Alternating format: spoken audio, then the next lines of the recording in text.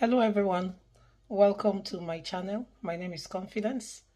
I hope you're all doing well and I hope you're staying safe. Today on this channel we're going to be talking about a very crucial part of applying for passports and visas, and that has to do with payments. It has to do with payments. So we're going to be talking about problems that people encounter when applying for passports and visas in regards to payment. So many people struggle with the payment issues, and it's quite problematic for people. But today's topic is going to be mainly looking at how to avoid it and the common mistakes people make that make payment difficult on the Innovate One Services platform. Now, when you pay, like I said in my previous video, you're supposed to make the payment on innovateoneservices.com platform. And for you to first off log in there, you have to log in either through your Yahoo account or your Gmail or OpenID account. Now, after you fill the form, if you fill the form correctly, it's going to generate an ID number and a reference number with which you're going to pay. Sometimes some people say, I fill the form, but I don't know why I'm having issues paying. And the first question I ask is, do you have an ID number or do you have a reference number? And when they say no, then I know that they're getting it wrong or they're doing something wrong. So for you to know you're on the right track, after filling the form on Innovate One Services, it's going to generate for you an ID number and a reference number with which you're going to make the payments. Now, at this stage, if you've gotten your ID number and the reference number, it's going to ask you to proceed to payment. Now, there's several mistakes people make or issues people encounter. For instance, if you are a family of more than 5, if you're a family, for instance, of 6, you have the father, you have the mom, and then you have, let's say, 4 children. The Innovate One Services payment card allows only 5 payments at a time in the card. So if you're a family of 6, and the father's name is already in the system, the mother's application is there, and maybe 3 more of the kids, then 1 kid is left out. Now, and sometimes what some people do is they just pay the first 5 that is in the cart. Now, if you pay the first 5 that is in the cart, let's say it's the application of the father, the mom, and 3 other children, that's 5. So that means the other 1 child that is left out probably does not have a credit card or a bank card to pay. So then now, if the father and mother's payments are done, then that means that child is left out.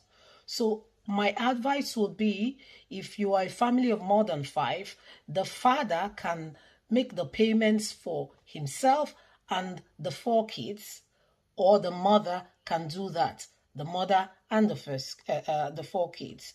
Or the father can pay for himself with some of the kids, and then the mother can, pay for herself, as long as they have the same surname. If you don't have the same surname, because the way the system is programmed on innovateoneservices.com platform is that the name on the application must match the name that is on the card, probably for security reasons. So if a father is applying, let's say the same family of 6, if he is applying and let's say 2 of his kids and maybe his wife share a different surname, the payment is not going to go. So it's going to decline the payment, because all the names are not, all the surnames and the chief applicant whose card is going to be used, the surnames are not the same. It doesn't match. So sometimes some people have issues and they're wondering, but it's not going. And then the first question I ask is, do you have different surnames? Because sometimes there are situations where the wife probably is still having her father's name, because some people think that it's a little bit more difficult to change their surnames with the Nigerian Immigration Service. So in that situation, what happens is let the woman pay, let the woman pay for herself with her card, and then the father can pay for himself and the children that have the same surname. Now, also there are situations where a woman is married and she has changed her surname to her husband's name.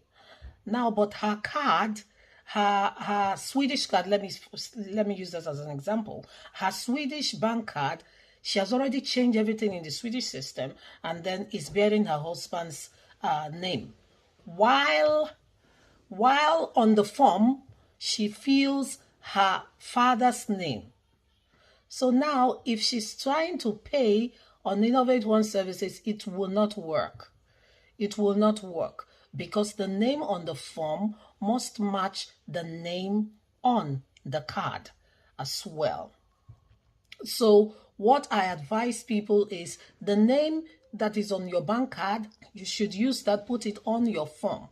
It should be the same name on your form. Then when you go for the application for change of data due to marriage, it's what is on your passport that's going to reflect in the system. So it's not really important. It's not that important, because the system is going to generate your old information anyway. So you pay with you make sure it's the name that is on your bank card that you put on your form. So these are some of the problems that people face when it comes to payments. Now, I also want us to know that when you're paying for passports for 32 pages, for kids or minors, as we call them, from the ages of 0 to 18, they pay $77 for 32 pages. And adults pay $106. That's for 32 pages. For 64 pages, it's the same. It's the same price, whether it's for minors or for adults. So they pay $137. So it's the same price. But if it's for 32 pages, then you pay the kid pays $77, and then the adult pays $106. Now, having said this, sometimes some people wonder, so then what's going to happen? I am not applying. My husband is not applying. We just have, we had a new kid, and we want our child to have a passport. So how are we going to pay? So there's a provision on Innovate One services where you can register your card. So either the father can register his card or the mother can register her card in order to pay for your child's application. And to do that, all you need to do is, after filling the form, if you look at the task bar on the Innovate One service dashboard, you're going to see a box that says Manage Credit Card. If you click on that Manage Credit Card, it's going to bring up two options for you. One is Register Credit Card, and another one is View Approved Credit Card. So you're going to click on Register Credit Card. And when you click on that, it's now going to bring the platform that has the instructions and the guidelines on how you can register your card. And then in this particular junction, that's where some people make more mistakes. Now, for all the documents that are needed in the registration of your card, you need to make sure that you upload those documents in the required sizes. That the system is asking you. Sometimes some people upload more than the size that is required, and it rejects their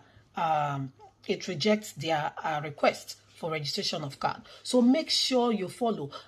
Some people say, then how do I do? I don't know what to do. And then I always advise them, you can go on Google. You can just Google up, how to resize a document, an image or a picture document, and you can see free see some free versions that you can just use once or twice. You can do that, and that is fixed. The problem is fixed. So you make sure that the documents you send, that it's in the right size that Innovate One service is asking you to upload it in. If you do that and you provide all that they request of you, then you're not going to have any issues. Now, another thing I want us to understand is in these payment issues is this.